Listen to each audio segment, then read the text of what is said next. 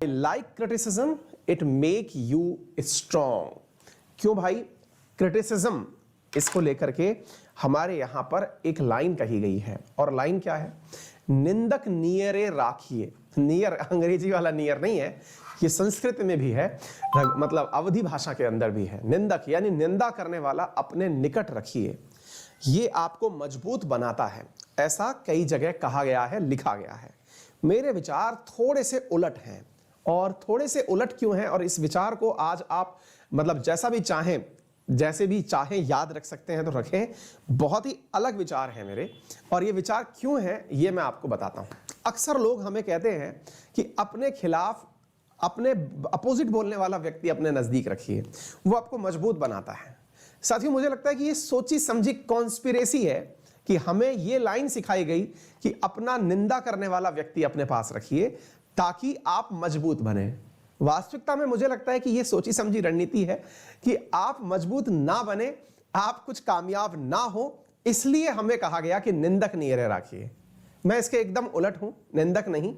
आपको ऐसा व्यक्ति साथ रखना चाहिए जो आपकी निंदा यानी कि गलत होने पर गलत कहने की क्षमता रखता हो, और जब आप सही हो तो सही कहने के लिए आपको प्रोत्साहन देने की भी क्षमता रखता हो।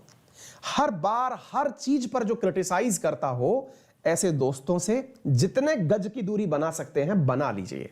ये नए कानून, नए नियम लिख लीजिए। विद्यार्थी जीवन में ही नहीं, जीवन की सफलता में भी बहुत बड़ा महत्वपूर्ण योगदान रखेंगे। दोबारा सुन लीजिए।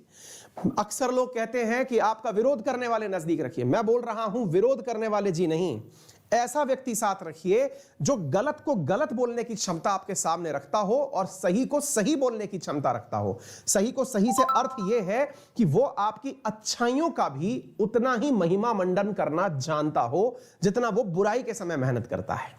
यही व्यक्ति सही मायने में आपको अपलिफ्ट करेंगे। इसका मैं कुछ उदाहरण देके आपको व्याख्या करना चाहूंगा, उसके बाद हम आगे बढ़ेंगे। ये जीवन के अंदर गांठ बांध के बैठ जाना। साथियों, आप में से बहुत सारे मित्र अलग अलग धर्म, आस्था, रिलीजन के अंदर विश्वास रखते होंगे। आपने अधिकांश जगह पर जब भी किसी भी भगवान का आह्वान किया, मान लीजिए आप हनुमान जी के भक्त हैं, राम जी के भक्त हैं, ठाकुर जी के भक्त हैं, माता के भक्त हैं, आप भैया किसी के भी भक्त हों, आपकी भक्ति में एक ही शब्द सबसे कॉमन होता है, और वो क्या है?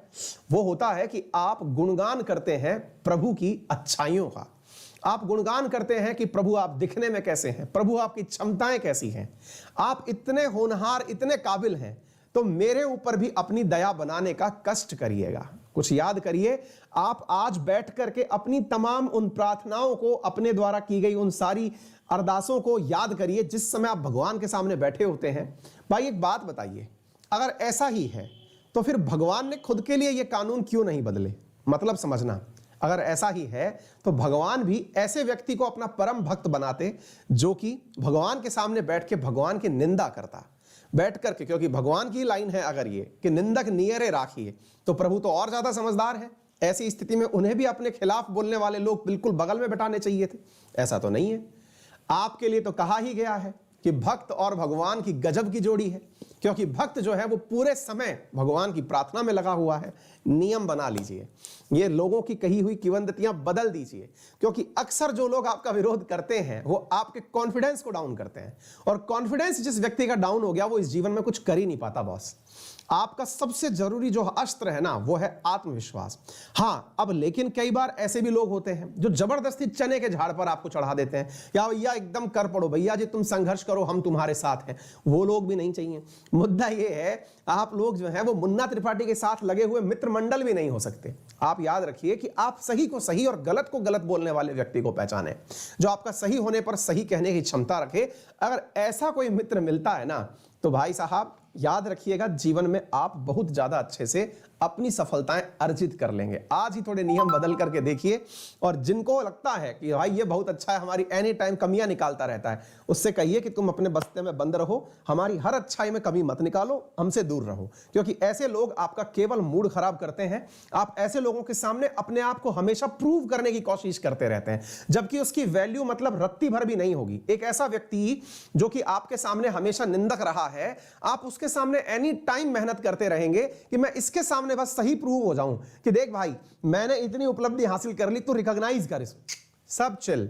ऐसे लोगों को छोड़ दीजिए उन्हीं के हाल पर, वो कुड़ कुड़ के वैसे ही खत्म हो जाएंगे।